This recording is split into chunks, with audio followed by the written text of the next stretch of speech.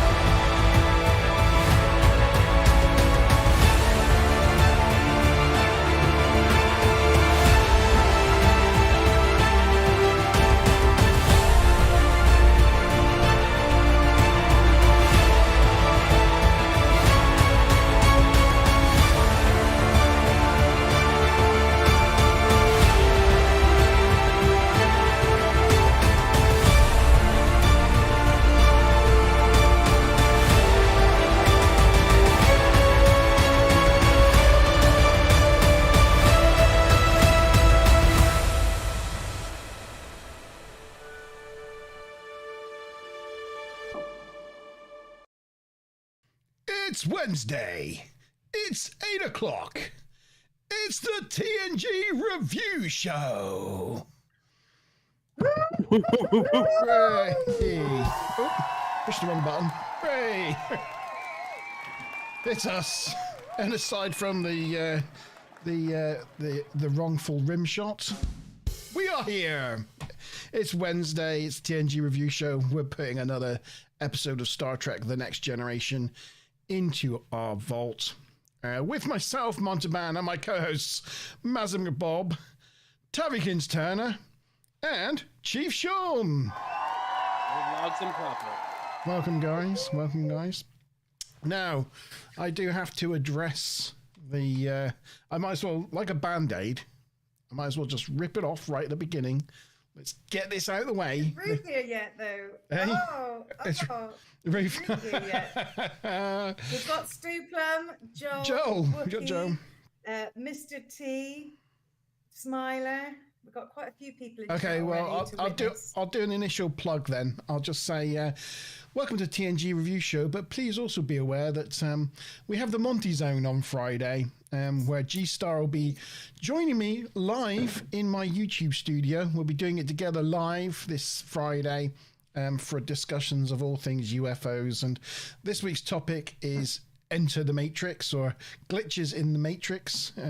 All things quite fitting, actually, considering this episode. It kind of is, doesn't it? It fits with the TNG review show this week. So yeah, it's a Matrix Inception-y kind of thing. Yeah, and it's on Friday, the 1st of September, which is also the month that the Monty Zone hits 3 years old. So yeah, Oh. crazy. It's kind of our three-year cool. birthday. Would you care to guess what happens 1 year from now in Star Trek lore? Khan? No. Is it already? Is it the Deep Space Nine episode where they? Yeah, that's correct. The yeah, Bell Riot. The Bell Riots. Yeah. 30th of August, 2024. It seems so far away when we saw the episode back in like 96. But no, we're pretty much up on it now. We are indeed. We are indeed. Ruth is now with us. So, Ruth is if with you us. Want to rip that band-aid, Monty? Go ahead. Shall I rip that band-aid? I'm just Is checking. it just like a single chunk, or is it like a whole bar? Or I'm not going to heat it. This is the bar, so this is Naga chili Right. chocolate. I can't you're stomach going a to whole. eat one piece each act, right? Yeah, I'm just going to eat one piece each act. So I'm just going to. Cool. The worst bit is going to be the first one. They're quite big chunks as well. And I've had chili chocolate before, and by far, this is the worst I've ever had. I tried can it imagine, at my cousin's house. It's absolutely awful. There's not many redeeming features to this chocolate. Just for those who want to know, it's Naga chili chocolate from Wiltshire Chili Farm. It's their Fearless Flavor edition, extra dark, extra naggery. So yeah, so here we go. My first chunk of chili chocolate for this evening. So wish me luck. Wookiee's chanting, Monty. Monty. Oh, I can smell the chili.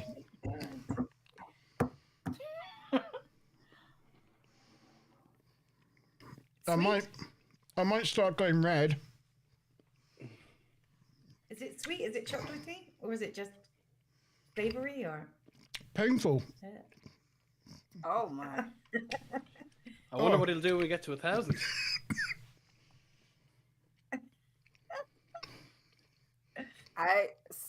Boy, Oh, are you okay? yeah. It's You okay. make sound effects for this. Oh, if I start drooling or anything, I do apologize. I just realized it's going to be really difficult to carry on with the act. Well, maybe we should do it during question time, and that way you have to. Oh, That's true. oh, wow! There you go. Idea. I Have you just got have something 30 to wash seconds. it down with, Monty? I do have some Casillero del Diablo Pinot Nice. Grigio. I've got a Campo Viejo Rioja, just a miniature, and then I can follow that up with a Shiraz later. I'm not sure wine on top of chili is a Reprobate necessarily good knockoff. idea. But anyway, The LD knockoff of 19 cents. oh, Sorry, just before we continue, just a small bit of Trek news and we'll move on. Lower Decks is now on Paramount Plus in the UK and Ireland, so everyone can see it. New series starts next Thursday, 7 of 9 day, which is also Ruth's birthday. And Friday week is Star Trek Day. It's the anniversary of when Star Trek first aired. There is it's starting at 9 a.m. in America, but it's live streamed on YouTube. There's a whole Star Trek Day event. There will be some sort of announcements. We don't know what they are. Will we get Star Trek Legacy? Will we get anything because the strike is on? I don't know, but it's being hosted by not Daniel O'Connell. What's your man's name? Jerry O'Connell. And yeah, they're doing a whole online YouTube event, so there should be some news Friday week. But other than that, yeah, and the first episode of Lower Decks is called Tuvok, spelled TWO, and it's going to be on the Voyager sets. ah, So we've got to look forward to. that's something to look forward to. Thank you, John. I have just double checked, and I've got to set my window up anyway. But And I have just there's a double waiting checked. It's still 500. We are at 500. It didn't go down to 499. I'd have hated to have done that for nothing. it's too late to get in on it, but there is a waiting list for the Curzon Cinema. Yes, the Curzon Cinema in London, to see the first 2 episodes of Prodigy on the big screen. There's an event. It's freebies and giveaways, but the tickets were free, but it's full, so you can join the waiting list if you want, but you probably won't get in. Oh, no, that's good. Good Star Trek news there, Sean. Yeah, Yeah. we got it out of the way, and I don't need to do it again.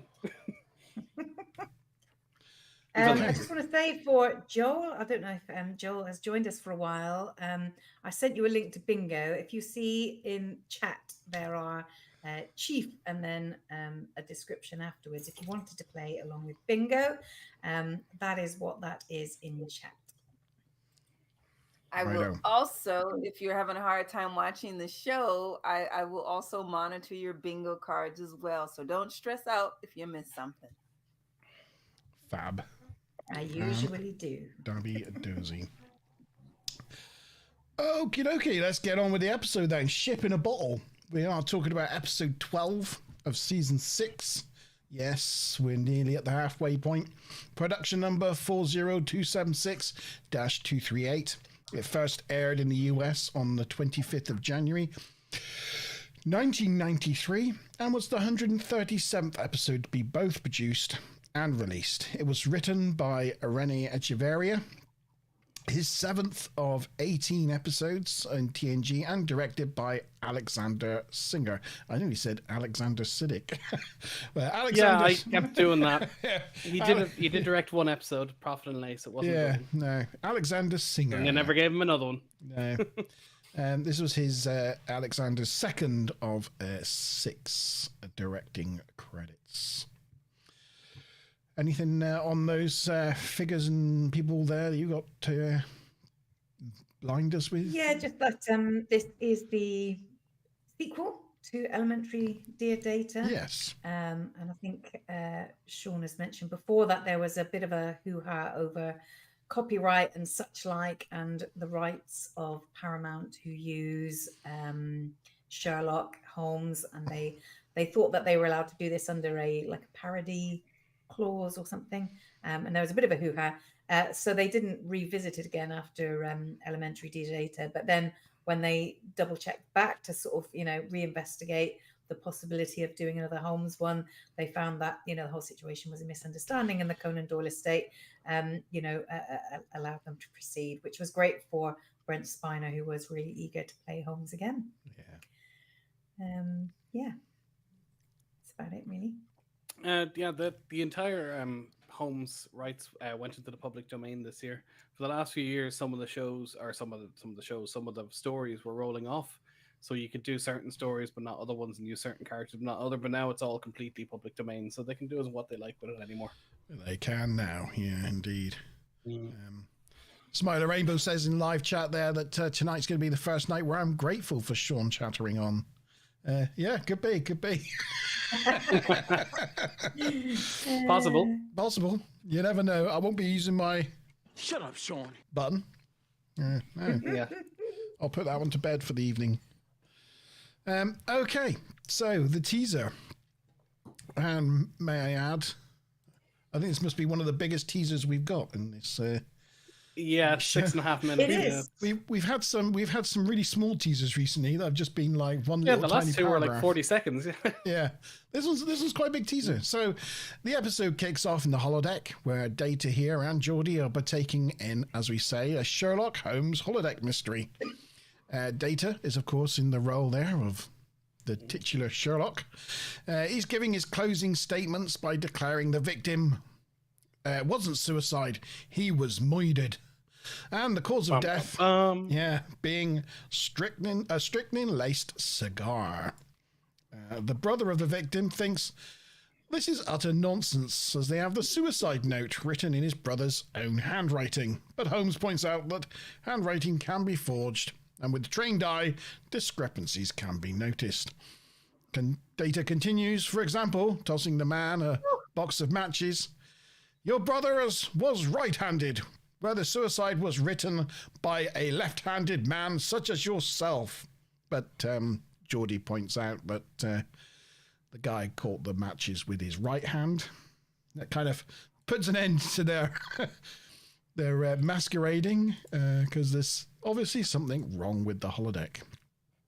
Data thinks that the spatial orientation systems are out of alignment, so they freeze the program, and Geordi messages Barclay to look into it. That's what I think every time I play like Fortnite and I miss, I try shooting someone and I miss every time. I think there's something wrong with this game. the targeting alignment of my guns is all wrong. I can't hit anyone. It's not that I can't play, honest. Okay, you said no, lad. My turn, Sean. Before you take the photo away, please leave it there just so I can enjoy his schnoz, because the lighting on it right now is just gorgeous. It's got the dip that he has on the side of the. Yeah. Woo. I was just gonna say, a lot of Noah was a game where he had like a 6-year-old daughter, and anytime she was playing on the DS not winning, he's like, "It's lag." He just like picked up the habit from her father. Just anytime she wasn't winning, that lag was the problem. Like, Wookie wants to know if I'm a fan of titty tassels, like them girls in Like them Vegas wear. Girls in Vegas wear. Well, I think I had seen them once. Like we went It's a to, trap. yeah, we used to go to a nightclub called, I can't remember what it was, on the Barbican, and they had like burlesque dancers. Oh, what's it called? Oh, Annabelle's. Annabelle's. That's it. I think I saw it once in Annabelle's on the Barbican, but I couldn't tell you whether I was a fan of it or not. Definitely not. I'd go with no. Right. I'm just coming to my senses now. He said he was just asking for a friend. Yeah. So they're getting Barclay to look into their computer problems. I chose this picture just for Tavi because I thought it's got good schnoz angle. They end the program and exit our holodeck and bump into Barclay, who's already on his way to fix it. It seems that it was just the latest problem in a number of various glitches they've had with this program, and Reg is going to go track it down. Whilst performing his diagnostic, Reg discovers that the only anomalies are some files stored in protective memory. He asks the computer to display the sequences, and the computer shows that it's for a Dr. Moriarty. Am I the only one that just thinks it's a bit strange that, the Enterprise creates a new sentient life in the holodeck, and nobody bothers to tell Barclay? Especially with his obsession with the holodeck, you think it would have come out. Well, that's it, because he's like the one that spends the most time in there out of anyone on the ship, but no, nobody mentioned it. I do feel like they may have been apprehensive about it. Can you imagine that meeting? Be like, so what was that first program he did? Yeah, he's got hologram issues. Yeah. I don't know if we want someone like Barclay activating Moriarty by accident. Just be like, just leave it alone. Just leave it alone. Yeah. This is where Barclay reanimates Dr. Moriarty. And Moriarty's like, no, not him, not again. You don't know what he's done. You don't know what he does in here. Let me out. I wish I weren't sentient. Yeah, take my memories. Program on myself. Yeah. Barclay was only added later because they thought, it would be a good setup if we bring in somebody who wasn't involved in the previous Moriarty story. So it was kind of a good plot device to have Moriarty explain to him how he got there and how disgruntled he is for being left there. Yeah. But then, although that was sort of added for that reason, Renee Echevarria noted that no one but Barclay could have delivered the last line, like around when he's asking the it's good. That is good. So it was really good that he was there because of his holo addiction and stuff. It makes it particularly relevant. So yes, Reg runs the program and Moriarty appears. Dun, dun, dun, dun. And that's where I expected the teaser to end, but no, it doesn't. It keeps going.